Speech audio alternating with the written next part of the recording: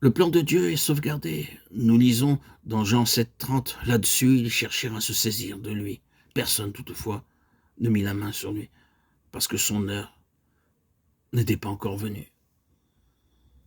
Plus tard, le Seigneur donnera son propre commentaire de cette parole.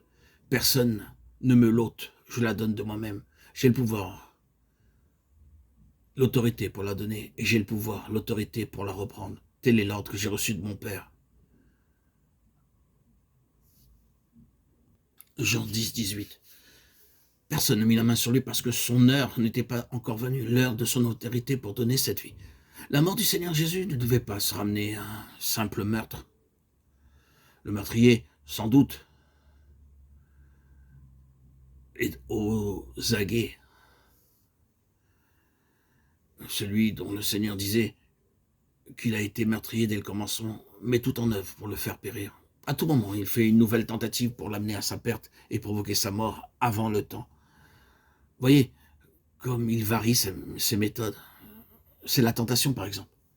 Jette-toi en bas, car il est écrit, il donnera des ordres à ses anges à ton sujet, et ils te porteront sur les mains de peur que ton pied ne heurte contre une pierre.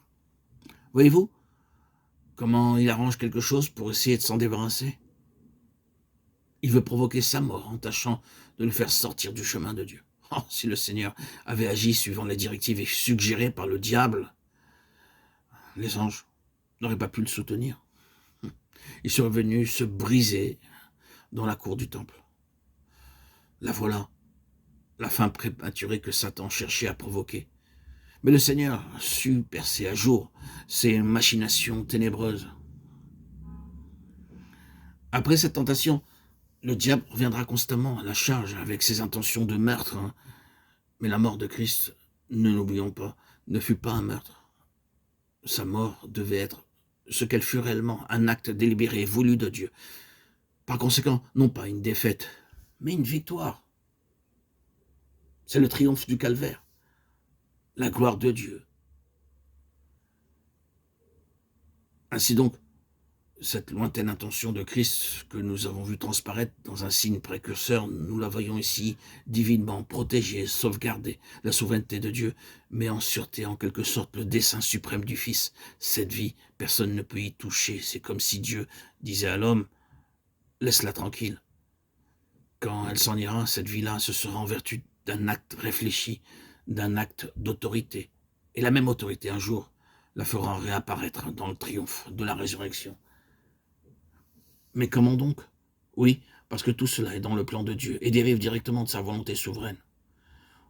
Aussi, n'est-il ni homme ni démon qui puisse toucher à cette existence.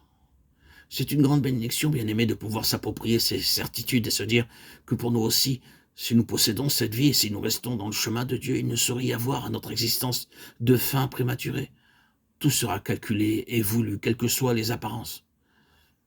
Les plans du meurtrier échouent et l'intention divine qui a partie liée avec cette vie marche vers son accomplissement sans que rien ni personne puisse lui résister. Le triomphe de la vie du Seigneur est assuré par le seul fait qu'elle est maintenue dans le chemin étroit de la volonté de Dieu. Un seul écart, et plus rien ne nous protège.